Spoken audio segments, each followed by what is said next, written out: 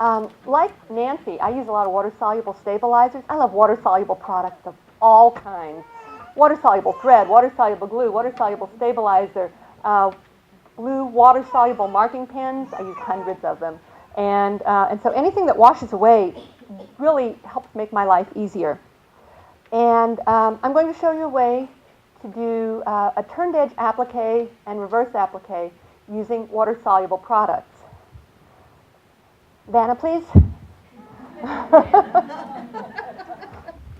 This little quilt has, you can see large flower shapes, and those are all a turned edge applique.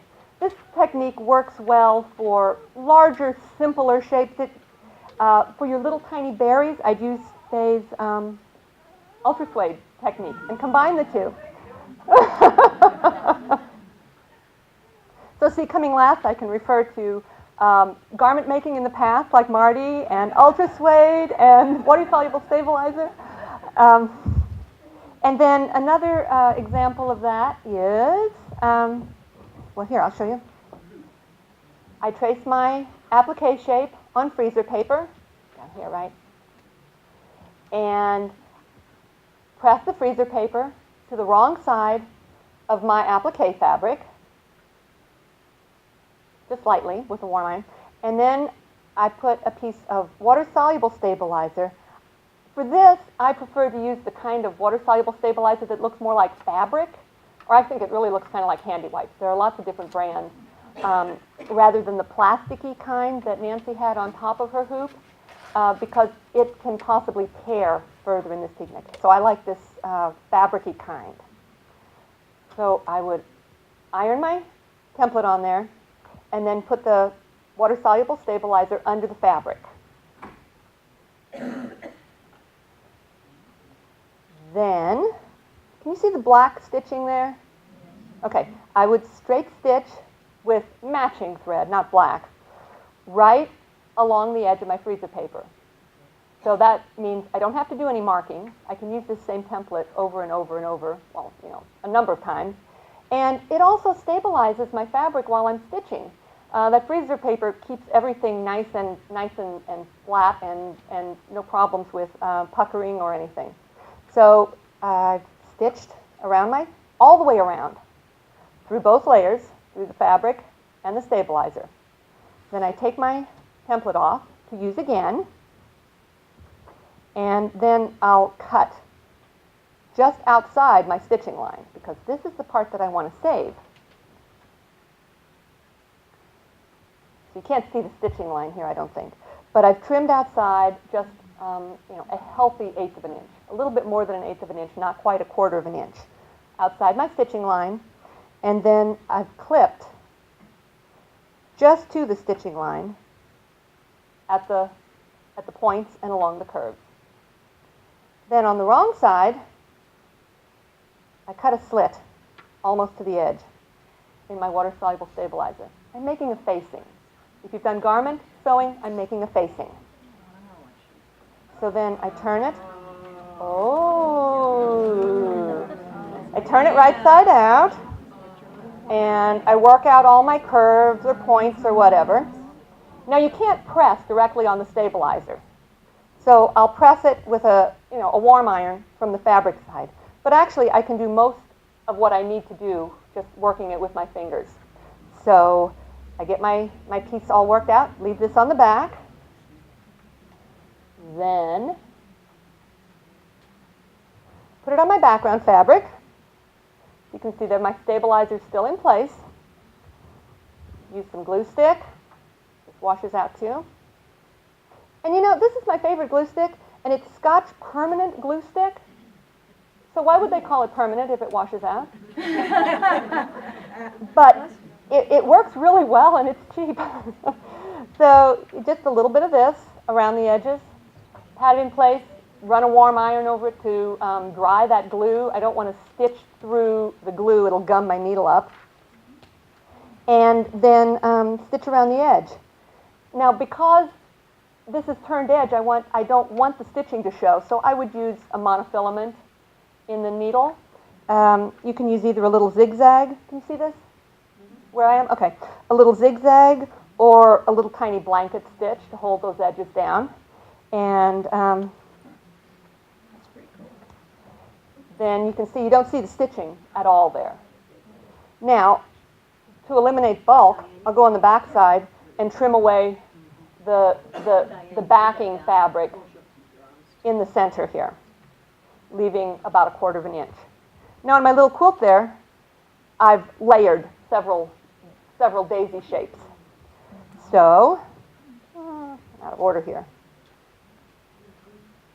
And then I ran out of green fabric, so we're switching to red flowers. So I've done the same thing with my little black flower here. I've made my template, stitched around the edge with water-soluble stabilizer underneath, trim the edges, cut the slit in the back, turn it right side out, press it, glue it down, stitch it.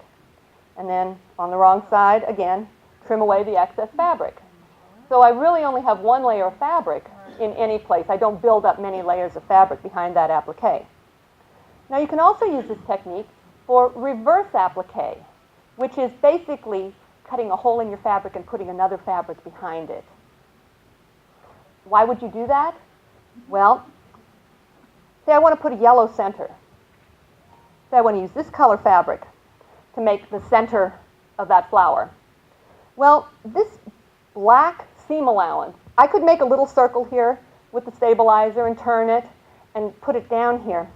But that black seam allowance is very likely to shadow through this pale yellow fabric. And so what I'm going to do is make a faced hole in my black fabric and put the yellow fabric underneath. So, to do this, whoops, I would, wait a minute, there we go, iron my little freezer paper template down, stitch around the edge with my water-soluble stabilizer under it, peel off my template, cut out the center, clip my seam allowances, and then turn this to the wrong side. And I have a nice little faced hole. Give that a little press to sharpen up my edges. Put my yellow fabric underneath, and then stitch around there with the monofilament thread. And then trim away the excess on the wrong side. Then you have to soak it. And as Nancy said, it doesn't, a lot of it washes out right away. But it gets slimy and gummy, and if you dry it, it gets really, really stiff.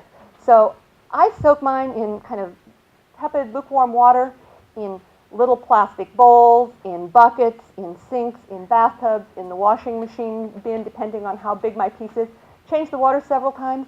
Sometimes if there's a lot of fabric or a lot of thread, with the stabilizer incorporated in it, it can take a day or two to soak out all of the stabilizer. But just soak it until it's not slimy and stiff anymore. And there's no no residue at all. Okay.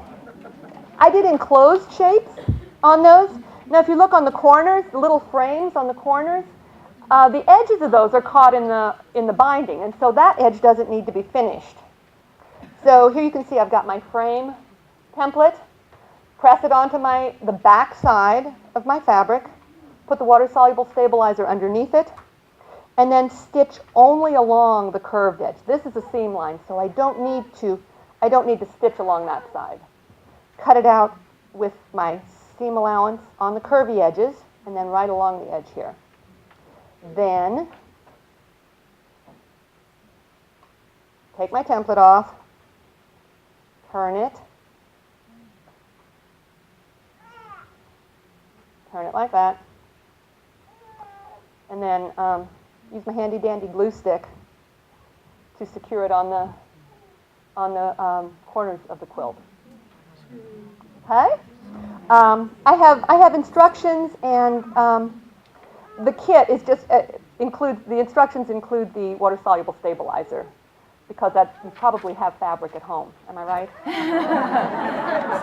kind of thought so. I got your number. No, we don't. And then my book too.